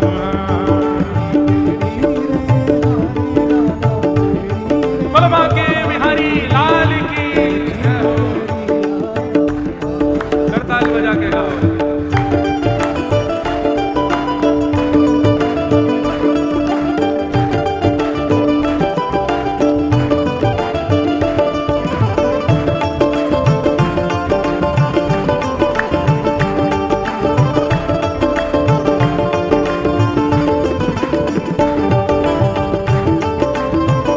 बोलो राधा रमण लाल की, श्री जगन्नाथ महाप्रभु की।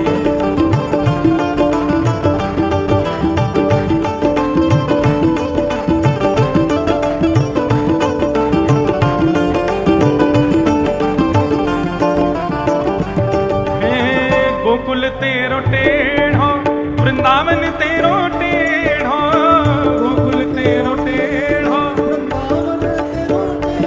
ये गोकुल वृंदावन टेढ़े क्यों? क्योंकि जो चलो जाए निकर ही ना पाए माते, ये हमारे टेढ़ो है। सीधो हो तो जाओ, निकरे आओ। गोकुल तेरो टेढ़ो, वृंदावन तेरो टेढ़ो,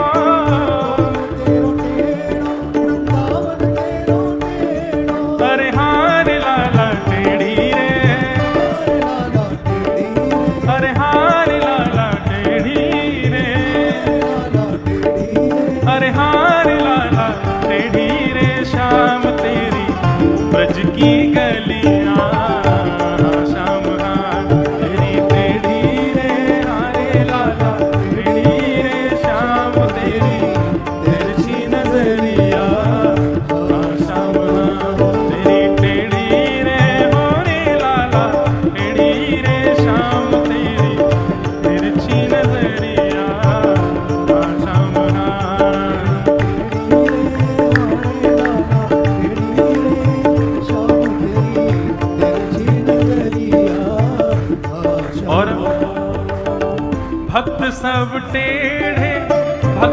सब टेढ़ी, भक्त सब टेढ़े।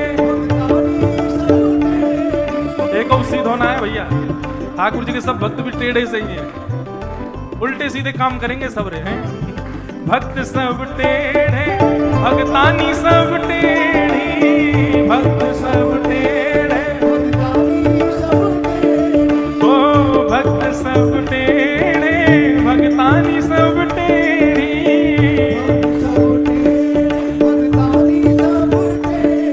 अरे हार लाला टेढ़ी रे, अरे हार लाला टेढ़ी रे, अरे हार लाला टेढ़ी रे, शाम तेरी प्रेम की नगरिया, शाम तेरी टेढ़ी रे, हारे लाला टेढ़ी रे, शाम तेरी तिरछी नगरिया, ओ तेरी टेढ़ी रे, हारे लाला टेढ़ी रे, शाम तेरी तिरछी नजरिया, शाम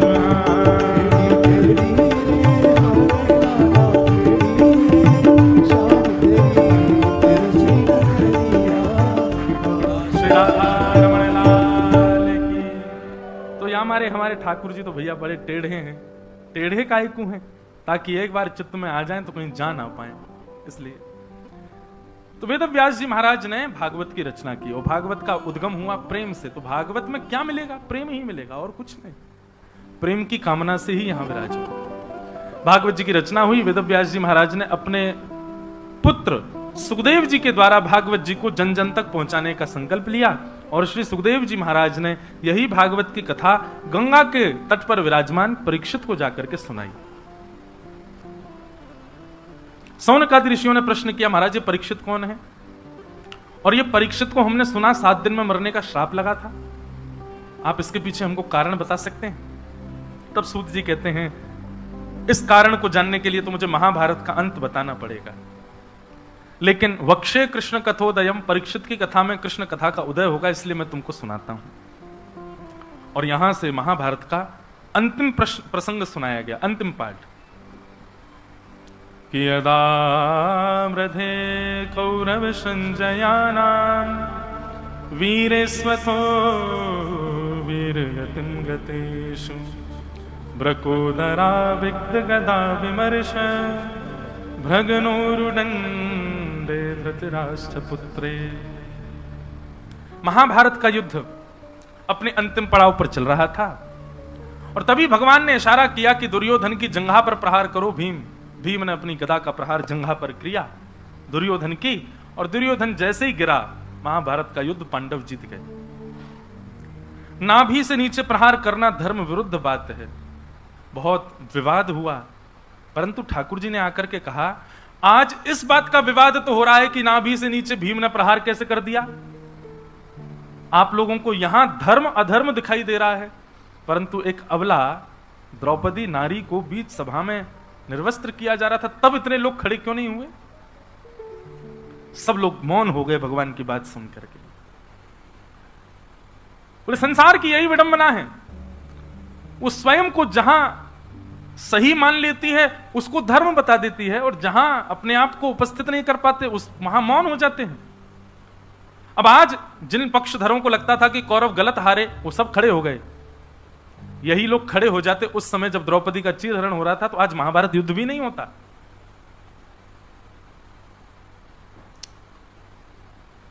और महाभारत युद्ध पांडव जीत गए। अश्वत्थामा ने 5 पांडवों को रात्रि सोते समय मारने का प्रयास किया, परंतु भगवान 5 को लेकर के कहीं और चले गए। द्रौपदी के 5 पुत्र सोते रह गए, अंधेरे के कारण देख ना पाया। शिविर में प्रवेश करके 5 बालकों का सर काट दिया। प्रातःकाल होते ही द्रौपदी को जैसे ही पता चला, मेरे निर्दोष बालक मार दिए किसी ने, 5 बालक। अर्जुन ने प्रतिज्ञा ले ली कि जिसने भी बालकों को मारा उसको जीवित नहीं छोड़ूंगा। भगवान ने अर्जुन को समझाया, क्रोध में निर्णय मत लो अर्जुन। पर क्रोध में भरा हुआ व्यक्ति वो विवेक शून्य हो जाता है। क्रोध कितना घाटा करता है हमारा, फिर भी हम उसको आने देते हैं।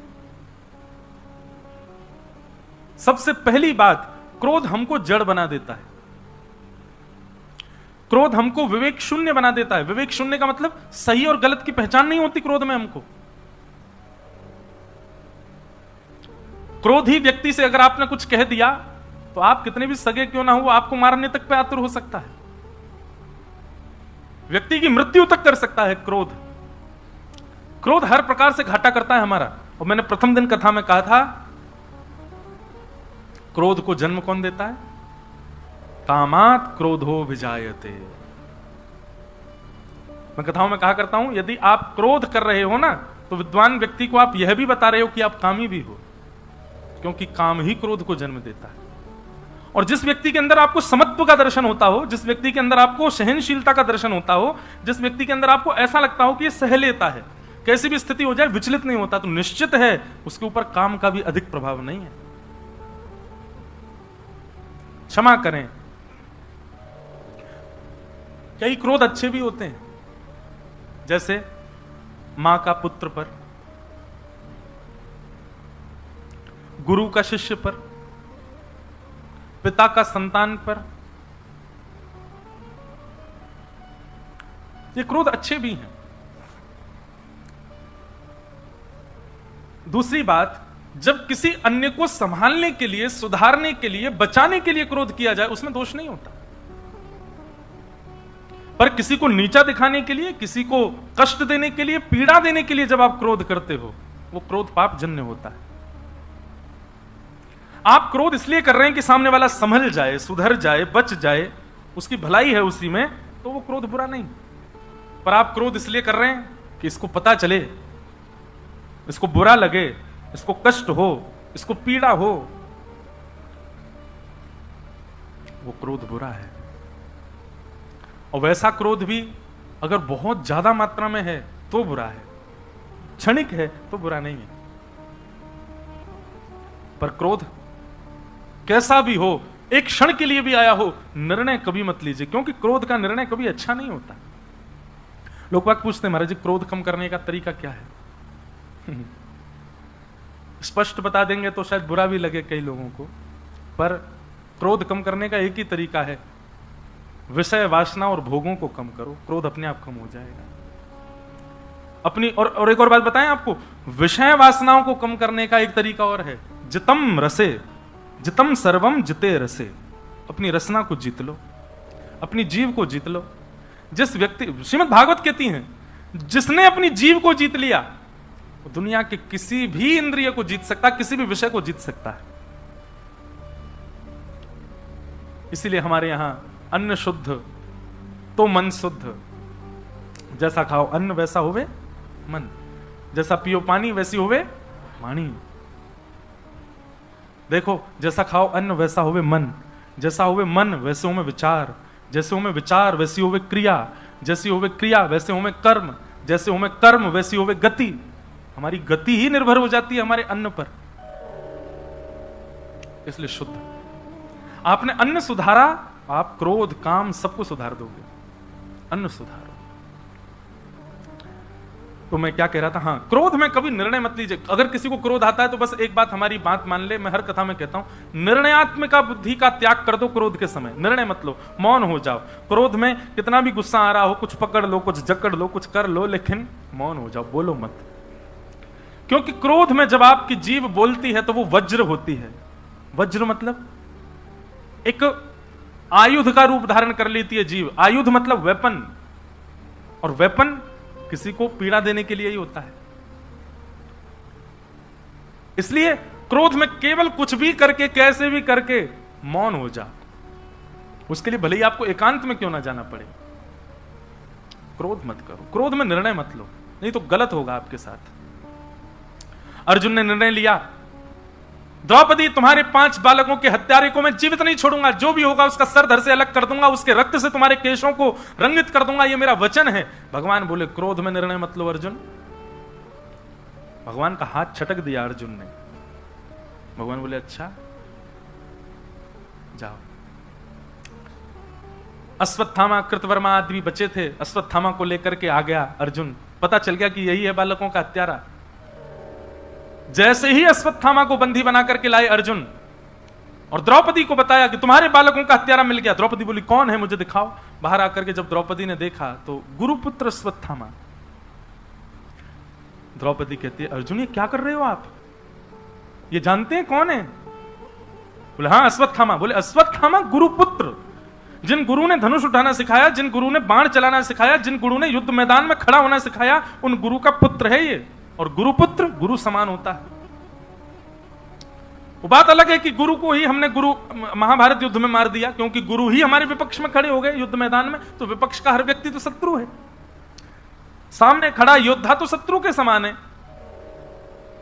उस समय भाईचारा गुरुचारा थोड़ी देखा जाता, परंतु इस समय युद्ध नहीं है अर्जुन, और बिना युद्ध के आपको देखना पड़ेगा कि सामने कौन है। तो ये गुरुपुत्र है, और गुरुपुत्र को मारने का अधिकार नहीं है।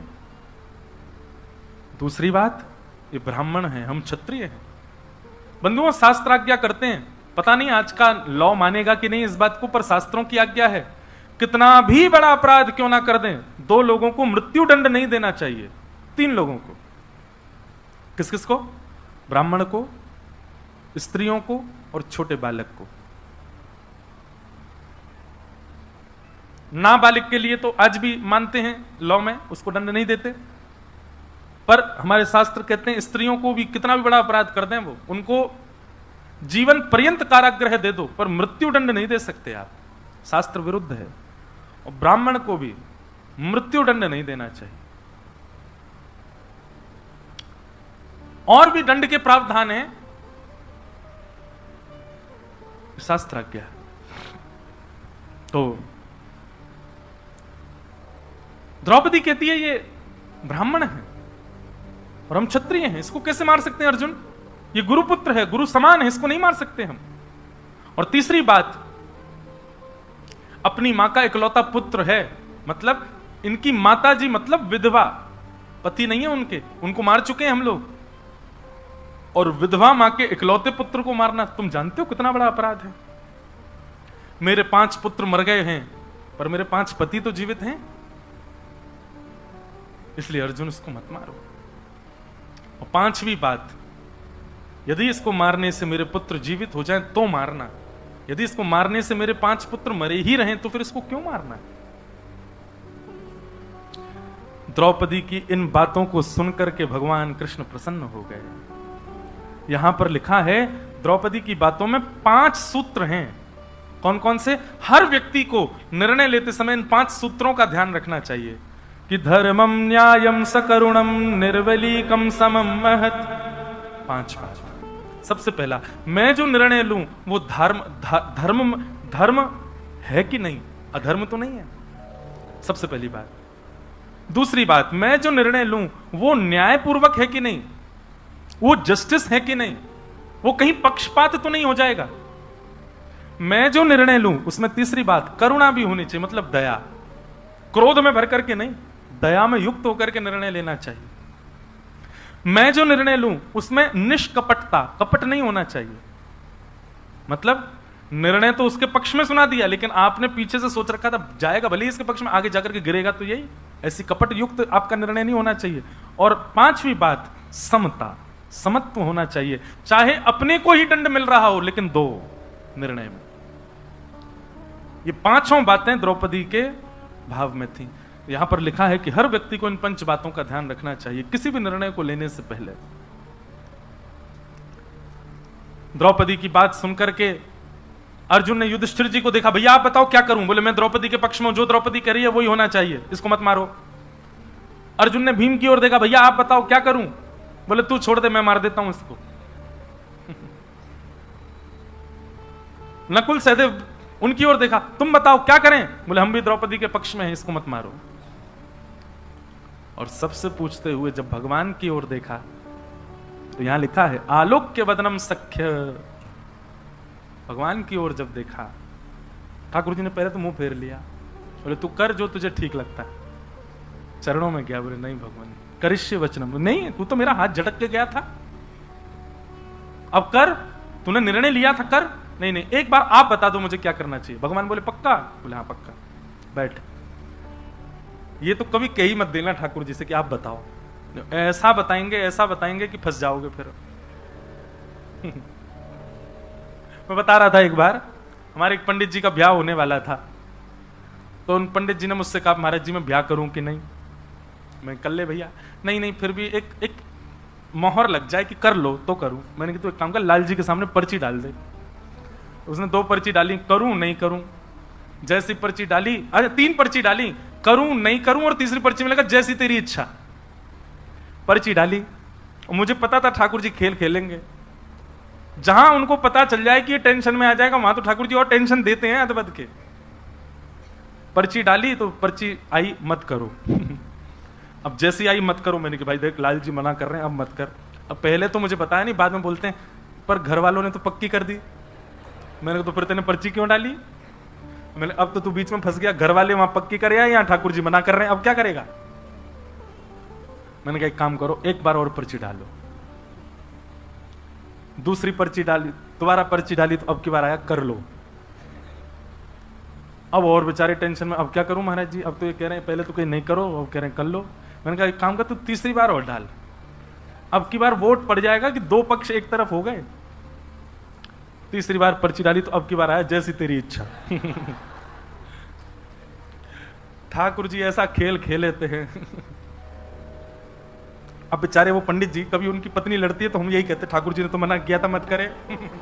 मैंने जबरदस्ती की।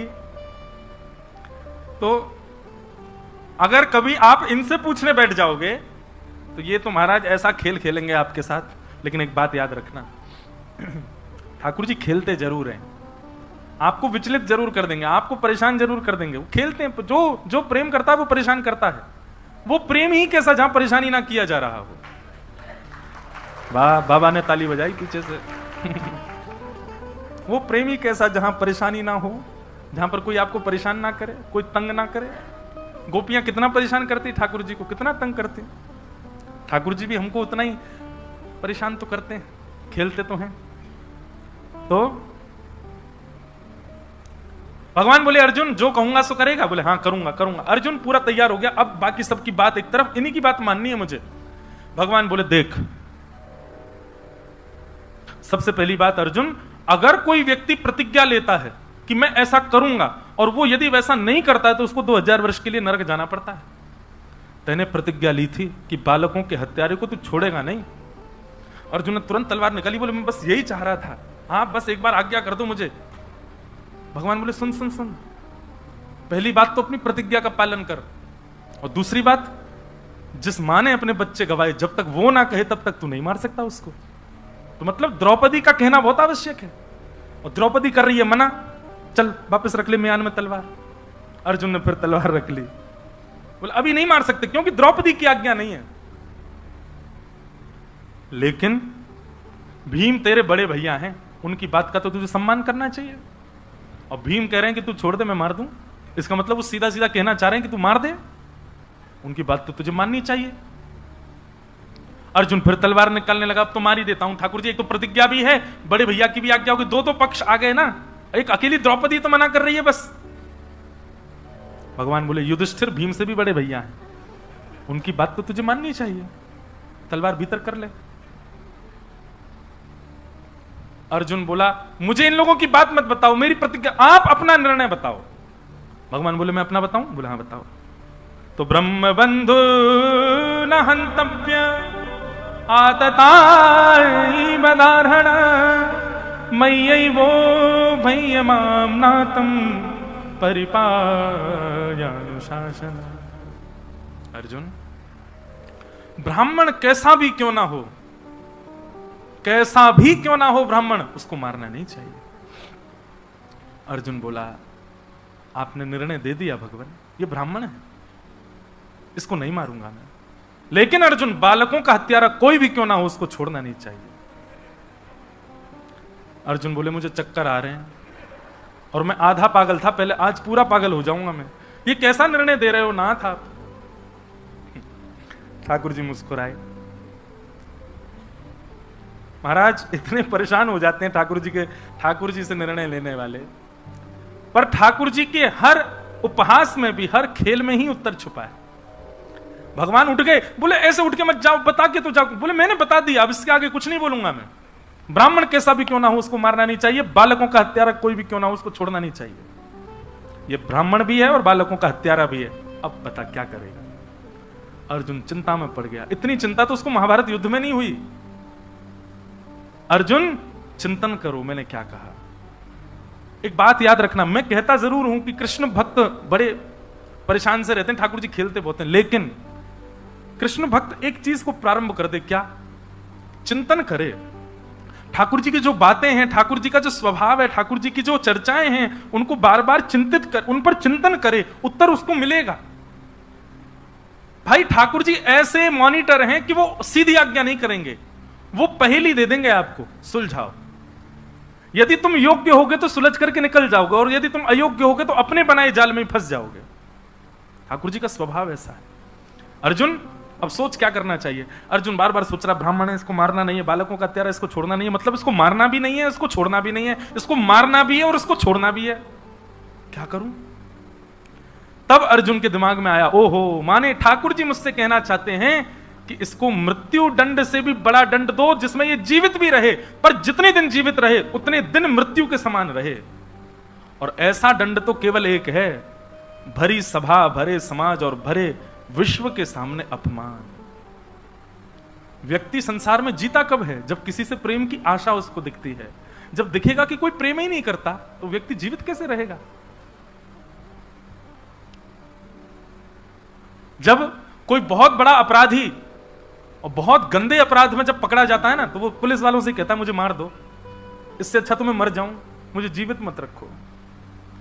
और कहीं न्यायालय में ये घोषणा कर दी जाए 20 वर्ष की इसको जेल, 20 वर्ष बाद इसको फांसी होगी, तो कहता 20 वर्ष मुझे क्यों आप तड़पा रहे हो? वो तड़प है उसके लिए जीवन वरदान नहीं है, उसके लिए जीवन शाप होता है।